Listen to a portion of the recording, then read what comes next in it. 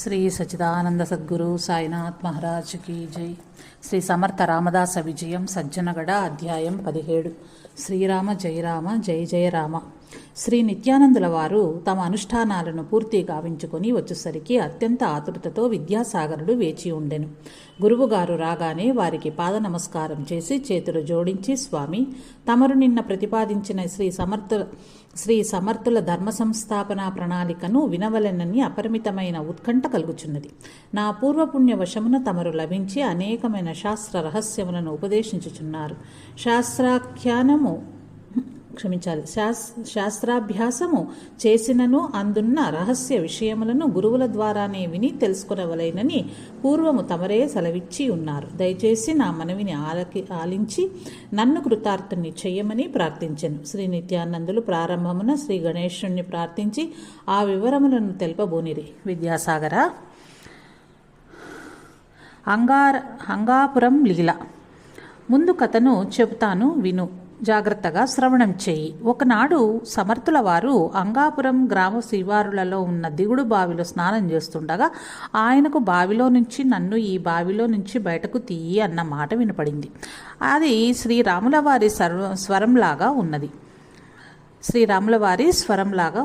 సమర్థులు వెంటనే బావి అడుగుదాకా వెళ్లారు. అక్కడ సీత, రామ, లక్ష్మణ, హనుమంత విగ్రహాలు ఉన్నాయి. ప్రక్కన జగజ్జనని మహిషాసుర మర్దిని విగ్రహం కూడా ఉన్నది. శ్రీ సమర్థులు సీతారామ విగ్రహాలను, అమ్మవారి విగ్రహాన్ని కూడా బయటకు తీసినారు. అవి అత్యంత పురాతనమైనవి, చాలా అందంగా కూడా ఉన్నాయి. సమర్థులకు చాలా ఆనందం కలిగింది. వాటిని బావిపైన ఉంచి వారి స్నానం పూర్తి గావించారు.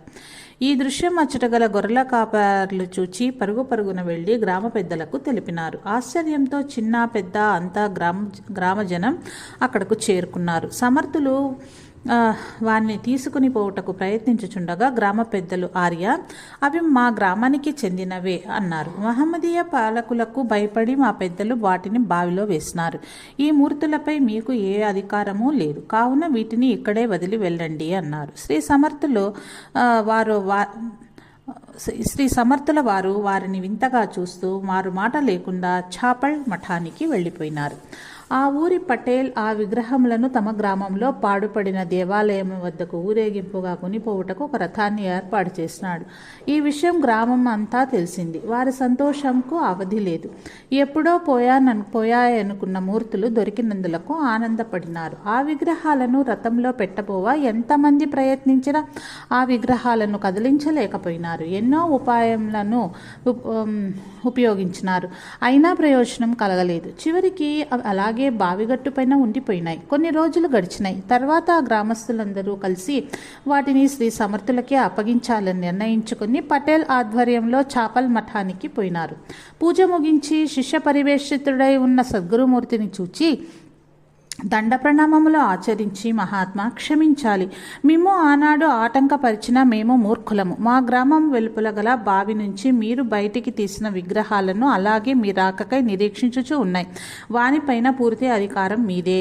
మా తప్పు మన్నించి వారిని మీ ఇష్టానికి ప్రతిష్ఠించుకోనండి అని ప్రార్థించినారు. సమర్థులు చిరునవ్వుతో వారిని దీవించి, చాలా సంతోషం, మీరు కోరిన విధంగానే స్వీకరిస్తాను అని తమ శిష్యులైన బానాజీ గోసావిని వెళ్లి విగ్రహాలను తీసుకునిరా అన్నారు.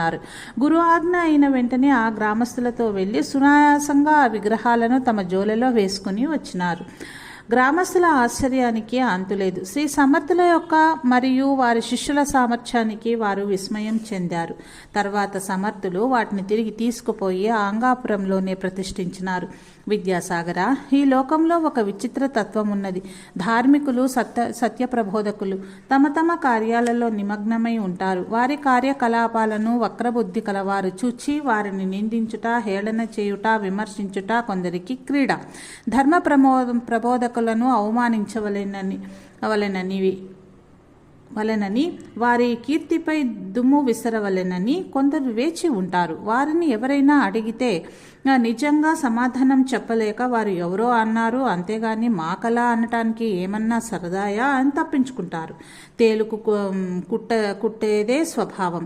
దానికి అడ్డం వచ్చిన వాటిని ఏదైనా సరే అది కుడుతుంది. అది చలనం లేనివైనా చలనం ఉన్నదైనా దానికి భేదం లేదు. అలాగే కొందరు తేలుకొండి మనుషులు ఉంటారు. వారు ఎదుటి వారి ఎదుగుదలను సహించలేక ఏదో విధంగా పరాభవం చెయ్యాలని ప్రయత్నిస్తూనే ఉంటారు. కానీ సాధక, ఇటువంటి వారి పట్ల అపారమైన దయ కలిగి ఉండి వారికి సద్బుద్ధి కలిగించమని భగవంతుణ్ణి ప్రార్థించవలననే కానీ ద్వేషించరాదు అని తెలిపి ఒక్క క్షణం ఆగి శ్రీ నిత్యానందులు మనసులోనే భగవంతుణ్ణి ప్రార్థించినారు. తిరిగి కథలోనికి వెళుతూ శ్రీ స్వామి సమర్థులను స్మరించి, నాయన విద్యాసాగర, సమర్థులను కొందరు ఆయన బ్రాహ్మణ పక్షపాతమని, ఎప్పుడూ బ్రాహ్మణులను మాత్రమే ఆదరిస్తారని, ఆయన చెప్పే అన్ని విషయాలు శాస్త్ర విరుద్ధమైనవని కొందరు ముమ్మరంగా ప్రచారం కొనసాగించారు. ఇందులో నిజం ఎంతో. ఆ విధంగా ప్రచారం సాగించే వారి గుణగణాలు ఏమిటో ఎవరూ గమనింపరు. వారిని గ్రుడ్డిగా నమ్మి ఆ ప్రచారంలో పాల్పంచుకుంటారు గ్రుడ్డి జనం. అంటే గ్రుడ్డి అనగా చూపు లేని వారని కాదు, అజ్ఞానులని భావం. మహాత్ములను నిందించి పాపం ముట్టుకట్టుకుంటారు వారు. అయితే తెలివైన వారు ఇందులో నిజమెంతో అని ఆలోచిస్తారు. వారి మాట నిజమా కాదా అని పరిశీలించటానికి మహాత్ముల వద్దకు వస్తారు. వారిని దర్శించడంతోనే వారి అనుమానాలు పటాపంచలై వారికి అంకితమవుతారు. ఆ కోవకు చెందిన వారే అంగాపురవాసులు. ఇది కూడా ఈశ్వర సంకల్పమే అంటారు పెద్దలు. ఆ మహానుభావుని సంకల్పంలో లోకోద్ధరణ మాత్రమే కాదు, మతోద్ధరణ, భక్తి ప్రదీపనము, జ్ఞాన ప్రబోధము ద్వారా ధర్మోద్ధరణ ఉన్నాయి. శ్రీరాముల వారి జన్మకారణం అదే అని చెప్పినారు కదా. హిందూ ధర్మం ఏ లోపం లేకుండా ఉన్న రోజులు పోయి విచిత్రమైన కాలం వచ్చింది. పరదేశీయులు యవనులు రాజ్యాలను ఆక్రమించారు. దేశ సంపదను కొల్లగొట్టడమే కాకుండా వారి మతమును వ్యాప్తి చేయుటకు సంకల్పించి చాలా క్రూరంగా ప్రవర్తించే సమయము అని ముందు చెప్పుకుని ఉన్నాము. హిందూ రాజుల సంఖ్య తగ్గింది. వీరాధి వీరులైన హిందువులను యవనులు ఆదరించి తమ కోటలో ఉంచుకొని ఉన్నారు. అందువలన హిందువులకు రక్షణ కొలువైంది. వారు దేవాలయ దర్శనం, పూజలు చేయటానికి భయపడి పూర్తిగా మానివేసిన సమయం అది. పరమత బలానికి, వారి కుటిల నీతికి భయపడి కొందరు క్షత్రియులు తమ ధర్మాన్ని మరిచి సేవాధర్మాన్ని పాటించేవారు. యువత నిర్వీర్యమైనది. కొన్ని హిందూ దేవాలయాలలో పూజలు నిలిపివేసినారు. కొన్ని దేవాలయాలలో విగ్రహాలు పొగలగొట్టినారు. కొన్నింటిని బావుల్లోనూ నదుల్లోనూ పారవేసినారు.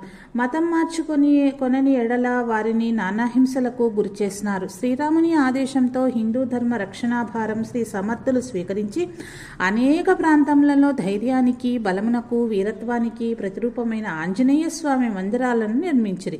అనేక మంది బలవంతులు, బుద్ధివంతులు అయిన శిష్యులను స్వీకరించి వారి చేత 13 కోట్ల నామజపం చేయించి వారినే ఆయా మఠాలలో అధిపతులుగా చేసినారు. ఈ విధంగా జనులలో భయంను పారద్రోలి మత సాంప్రదాయ భక్తి కార్యక్రమములను విరివిగా చేయించినారు. తరువాత శివాంశ సంభూతులు శివాజీ మహారాజును శిష్యునిగా స్వీకరించి వారితో ధర్మస్థాపన చేయించినారు. ఇది సహించలేని వారు కొందరు శ్రీ స్వామి వారిపై అనేక విధాల దుష్ప్రచారం సంకల్పించినారు. అనతి కాలంలోనే అవన్నీ సంసిపోయి శ్రీ సమర్థుల కీర్తి దిగంతాలకు వ్యాప్తి చెందింది. ధర్మ జాగృతి కోసం భారతమాత పుత్రులను గాఢ నిద్ర నుంచి మేల్కొల్పే సమయం ఆసన్నమైనది.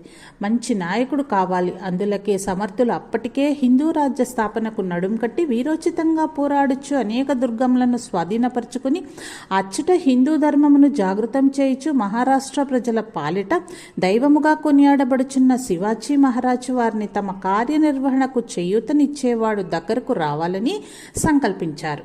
శ్రీరామ ఆజ్ఞ కూడా అదే కవటంతో వారిని ఎన్నుకున్నారు.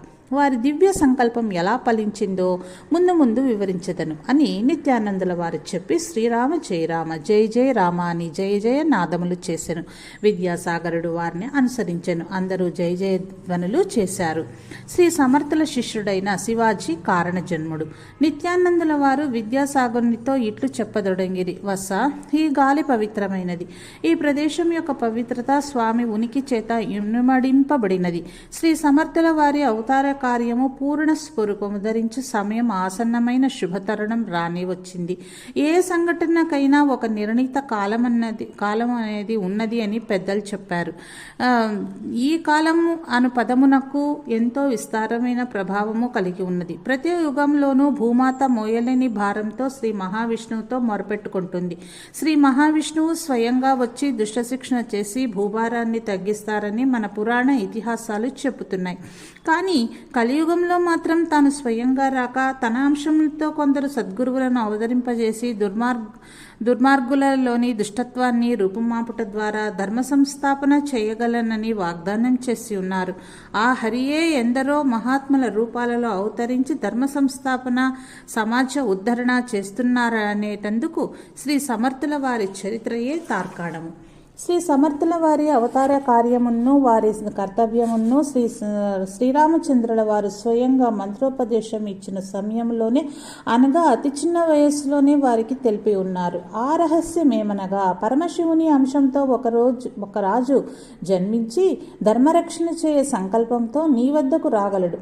నీ సంకల్ప సిద్ధికి అతని ఆకాంక్ష తోడై నా అనుగ్రహంతో మీరిరువురు దేశమందు సుస్థిర శాంతిని నెలగొల్పుటకు పరిస్థితులు అనుకూలించును. మీ ఇరువురి ఖ్యాతి దిగవంతములకు వ్యాప్తి చెందును అని తెలిపినారు. శ్రీ సమర్థులు తమ తపోబలము చేత కొన్ని చోట్ల ధర్మ జాగరణ భక్తి ప్రబోధములు చేస్తూ ప్రజలలో చైతన్యం కలిగించి స్వతంత్ర భావాలను ప్రభావితం చేస్తూ ఉన్నారు. కానీ శ్రీరామచంద్రులు సూచించిన వీరాధి వీరుడు క్షత్రియ వంశజుడైన రాజకుమారుడు ఇంకనూ వారికి కలవనే లేదు. అతడే మహారాష్ట్ర దేశంలో అద్భుతాలు చేస్తూ ప్రజల మన్నలను పొందుచు తురుష్కుల హృదయాలలో సింహస్వప్నముగా ఉన్న శివాజీ ఇప్పుడిప్పుడే నూతన యౌవనంలో అడుగుపెట్టి శత్రువుల గుండెల అదరగొట్టుచున్నాడు. శివాజీ జననము కొన్ని విచిత్ర పరిస్థితులలో జరిగిందని చరిత్ర ద్వారా తెలుస్తున్నది. దేశమంతా అటు మొగలాయిలు, బహుమనీ సుల్తానులు, హిందూ రాజులు ఒకరికొకరు గోతులు తవ్వుకొనుచు శత్రుత్వంతో అవకాశం వచ్చినప్పుడు కబళింపచుచుచుండేవారు. సర్వకాలాలలోనూ యుద్ధ వాతావరణంతో ప్రజలు అశాంతితో అల్మటించే రోజులవి. శివాజీ తండ్రి షహాజీ అహ్మద్ నగర్ నందు తన భార్య జిజియాబాయితో కాపురం ఉండెను. వారి వివాహం విచిత్ర పరిస్థితుల్లో జరిగింది. జిజియాబాయి తండ్రి అవకాశవాది. తొలుత షహాజీ తండ్రిని స్నేహితుడిగా గౌరవించినాడు. అతనికి తన కొలువులో ఉద్యోగం ఇచ్చాడు. తనకు అండగా ఉండమన్నాడు. తనకన్నా ముందే స్నేహితుడికి కొడుకు షహాజీ కలిగినందులకు సంతోషించి ఆ బాలుని తాను కూడా అల్లారు ముద్దుగా పెంచాడు. తర్వాత తనకు ఆడపిల్ల కలిగింది. ఆ పిల్లకు 5 ఏళ్ల వయసులో సభాముఖంగా తన బిడ్డను షహాజీకి ఇచ్చి వివాహం జరిపించి స్నేహబంధాన్ని వియ్యపు బంధంగా చేస్తానని ప్రకటించాడు. కానీ పిల్లకు 12 సంవత్సరాల వయసు వచ్చేసరికి మాట మార్చినాడు. షహాజీ తండ్రికి పౌరుషం కట్టలు తెంచుకున్నది. బలవంతంగా పిల్లనెత్తుకుపోయి కొడుకు వివాహం జరిపించాడు. అదే వారిరువురి మధ్య వైరానికి కారణమైంది. షహాజీ శౌర్యం వలన నిజాంషాహీ పాలనలోనున్న అహ్మద్ నగర్లో రాజోద్యోగం సంపాదించాడు. జిజియా తండ్రి ఏ రాజు ఎక్కువ ధనాశ చూపితే ఆ రాజుతో జత కలిపి అంతకు పూర్వం తనను పోషించిన వానికి వ్యతిరేకంగా పనిచేయువాడు. షహాజీ తండ్రి కానీ తాత ముత్తాతలు కానీ స్వామి భక్తి పరాయణులు. అదే మార్గంలో షహాజీ కూడా చరించేవాడు. మామగారికి ధనగర్వం చేత అల్లుడిపై ద్వేషము పగ రగులుతూ ఉండెను. అందుచేత తనను అప్పటి వరకు పోషించిన నిజాంషాహీ మరణంతో శత్రురాజులతో చేతులు కలిపి అల్లుడిని కష్టాలలో పడివేయ ప్రయత్నించెను. నిస్సహాయ స్థితిలో షహాజీ భార్యతో సహా బీజాపూర్ సుల్తాన్ వద్ద ఆశ్రయం కోరగా అతడు సమ్మతించెను. నిజాయితీ పరుడైన వీరుడని ప్రసిద్ధి చెందిన వాడుగా అతనికి సన్మానం లభించెను.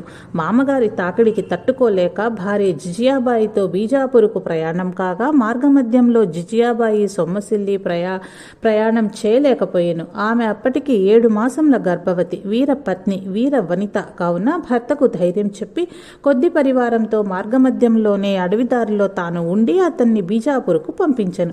ఆమె తండ్రి దండెత్తి వచ్చి షహాజీ దొరకనందున అహ్మద్ నగరంను స్వాధీనపరుచుకునేను. కుమార్తెను అడవిలో చూచి పుట్టినింటికి రమ్మని కోరుతూ అల్లుణ్ణి పిరికితనమును విమర్శించెను.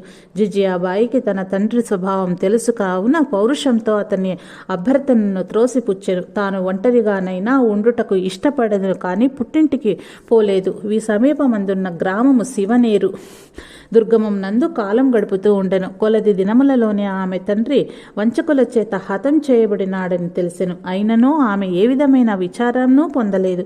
తన పరిచారకులు ప్రేమతో ఇచ్చు ఆహారమును స్వీకరించుచు తన భర్త పరిస్థితులకు అనుకూలిస్తే తనను తోడుకొని పోవునని భావించి అట్లే గడుపుచుండెను. ఆ శివనేరు దుర్గమునందు నిత్యము భవానీమాత ఆలయమునకేగి మాతను దర్శించి, తల్లి, ఈ పరాయి మతస్థుల పాలన వలన ప్రజలందరూ సుఖశాంతులకు దూరమై దురవిల్లుచున్నారు. సజ్జనులైన వారులు దుష్టులకు దూరముండాలని వారిని నిర్జించలేని స్థితిలో భయపడుచు నిత్యము వచ్చి బ్రతుకుచున్నారు. ఓ మహాదుర్గాదేవి, ఈ దేశ ప్రజలలో ధైర్య సాహసాలు పరాయి మతస్థులకు వినియోగపడుట నీకు సమ్మతమా? ఓ దివ్యజనని, దైత్య సంహారిణి భవానీ, ఈ దేశ దౌర్భాగ్యమును మట్టుపెట్టి అస్తవ్యస్తముగా ఉన్న సమాజమును ఒక త్రాటిపై నడిపించగల సమర్థుడైన కుమారుణ్ణి ప్రసాదించు తల్లి అంటూ ప్రార్థించేది. ఆ భవానీ మాత ఆమె ప్రార్థనను ఆలకించింది. అద్భుత తేజోవంతుడైన పుత్రుణ్ణి ప్రసాదించి ఆశీర్వదించింది. జిజియాబాయి తన ఆశయం ప్రకారం దుష్ట శిక్షణకర్త అయిన శివ నామముతోనే అతన్ని పిలువదొడంగింది. చుట్టుప్రక్కల వారందరూ శివాజీ అని పిలుచుచుండిరి. శివాజీని ఆ తల్లి తన సంకల్పానుగుణంగానే పెంచింది. చిన్న వయసు నుంచి అతనికి వీరగాథలు, భారత, రామాయణాది గ్రంథాలలోని గాథలు ప్రబోధించింది. శివనేరు గ్రామంలో ఆమె దాదాపు ఒక సాధారణ గృహిణి వలనే నివసించింది. తల్లి యొక్క ఆశయములను పూర్తిగా అవగాహన చేసుకున్న శివాజీలో సుసంస్కారపూరితమైన లక్షణాలన్నీ మూర్తిభవించినాయి. శాస్త్ర పురాణ గాథలు వినిపించుటయే కాక జిజియాబాయి తనయునకు వానిలోని ధర్మ సూక్ష్మములు కూడా బోధించేది. దేశ రక్షణ యందు ఆమెకున్న అనురక్తి కొనియాడదగినది. ఆ అనురక్తినే తనయునిలో ప్రదీప్తమయ్యేటట్లు తన శక్తిని ధారపోసింది. శివాజీ వివాహం. ఇట్లు శివాజీ 10 సంవత్సరములు వాడగునప్పటికీ వీరత్వమును ఉట్టిపడు తేజస్సు గలవాడయ్యను. తండ్రి షహాజీ బీజాపూర్ పోయి ఆ రాజునకు అనేక యుద్ధములలో సహాయమునర్చి అనేక పురస్కారాలు పొందెను. తర్వాత కొంతమంది వ్యక్తులను పంపి తన భార్య జాడ తెలియగోరెను. కానీ ఆమె ఆచూకీ తెలుసుకునలేకపోయాను. ఆమె తన తండ్రి వద్దకు చేరినదని భావించెను. అసలు విషయం తెలియలేదు. అచ్చట పొందిన రాజ మన్ననల ఫలితంగా సేనాని పుత్రికనిచ్చి వివాహం చేయగా 2వ భార్యతో సుఖముగా ఉండెను. 10 సంవత్సరముల తరువాత జిజియాబాయి శివనేరులో ఉన్నట్లు తెలిసెను. రాచకార్యముల ఒత్తిడి తగ్గి పెద్ద భార్యను తన వద్దకు రప్పించుకున్నటకై కొందరు దూతలను శివనేరుకు పంపించెను. తల్లి కుమారులు ఇరువురు వారితో బీజాపూర్ చేరి తండ్రిని కలుసుకునిరి. అక్కడ కొంతకాలం ఉన్న తదుపరి బంధువుల కుమార్తెను శివాజీకిచ్చి వివాహం జరిపించిరి. తర్వాత షహాజీ తన కుమారుడైన శివాజీని కోడలు సుహీబాయిని సుల్తాన్ సముఖమునకు కొనిపోయి పరిచయం చేసెను. సుల్తాన్ రాజమర్యాదల ప్రకారం వధూవరులకు కొన్ని రత్నాభూషాంబరములను బహుమతిగా ఇచ్చెను. ఆ వస్తువులు తీసుకుని వధువు సుల్తానుకు నమస్కరించింది. కానీ శివాజీ మాత్రం నమస్కరించలేదు. అట్లే నిలబడిన శివాజీ అభిమానమునకు రాజు అహంభావం అనుకుని ఆగ్రహం కలిగినను నిగ్రహించుకొని ఏమి బాలక, నమస్కరించే అలవాటు లేదా నీకు అని ప్రశ్నించెను. అప్పుడు బాలశివాజీ ఏమాత్రం జంకు గొంకు లేకుండా ఇట్లు సమాధానమిచ్చెను. రాజా, ఈ సమస్త జీవకోటిని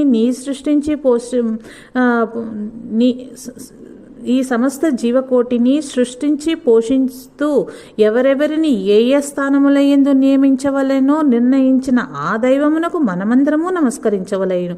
కానీ తోటి జీవులకు నమస్కరించే పని లేదు. ప్రేమ కలిగి ఉండుట ఉచితమని నాకు తెలిసిన సంస్కారము అని జవాబిచ్చెను. ఈ వాక్కులకు రాజు తన కుమారుణ్ణి దండించునేమోనని షహాజీ భయపడెను. కానీ సుల్తాను ఈతని మాటలలోని లోతైన భావాలను విశ్లేషించుకొనుచు అందు సత్య సత్యం ఉన్నదని భావించి మిన్నకుండెను. శివాజీ తండ్రి తన కుమారుడు స్వాభిమాని అని, వీరత్వం ఉన్నవాడని, వాక్చాతుర్యం కలిగి ఉన్నవాడని లోలోన సంతోషించిన ఈతని దుడుకుతనమునకు రాజుల భావాలు ఎప్పుడెట్లు మారునో తెలియదు. కావున సుల్తానుకు ఈతన్ని దూరంగా ఉంచుటయే మేలని తలంచెను. పూణే జిల్లా షహాజీకి ఎప్పుడో జాగీరుగా ఇవ్వబడెను. అచ్చటి బాగోగులు చూచుటకు దాదోజీ అను బ్రాహ్మణుడైన తన స్నేహితుని నియమించి ఉండెను. ఇప్పుడు తన భార్యను కొడుకును ఆయన సంరక్షణలో ఉండునట్లు లేఖ వ్రాసి కొందరు సైనికులను తోడిచ్చి పూణేకు పంపివేసెను. అచ్చట దాదోజీ సమర్థవంతంగా జాగీరునంతటినీ నిర్వహించుచుండెను.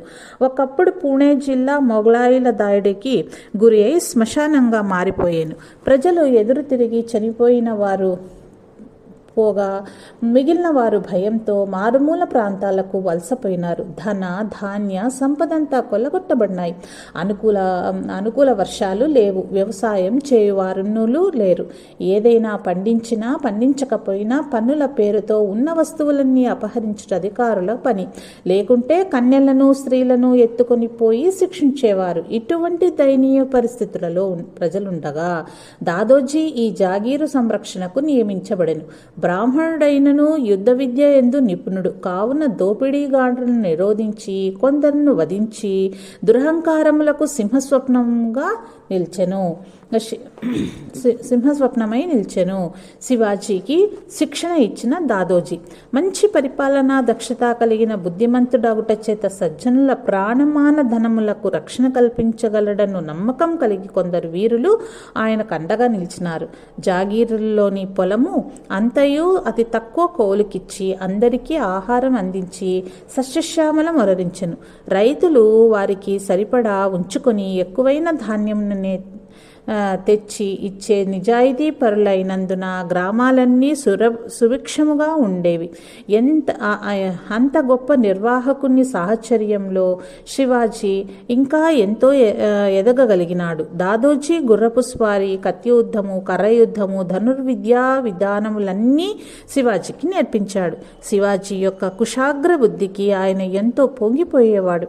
ఇతనిని మంచి యుద్ధవీరునిగా తయారు చేసి అతని తండ్రి వలె గొప్ప రాజు వద్ద ఆశ్రయం కల్పించాలని దాదోజీ ఆశయం. కానీ బాలశివాజీ మహారాష్ట్ర దేశమునకే స్వాతంత్ర్యం తెప్పించగల సమర్థుడని అతడు ఊహించలేకపోయాను. శివాజీ పౌరుషం, ప్రతిభలు ధనానికి అమ్ముడుపోయేవి కావని తెలుసుకొనలేకపోయినాడు. స్వతంత్ర భావాలతో దూసుకుపోయే శివాజీని అదుపు చేయాలని ఖండిస్తూ ఉండేవాడు. కానీ శివాజీ జన్మ కారణమే వేరని తన శరీరం చాలించే వరకు గ్రహించలేకపోయినాడు. జై జై రఘువీర సమర్థ.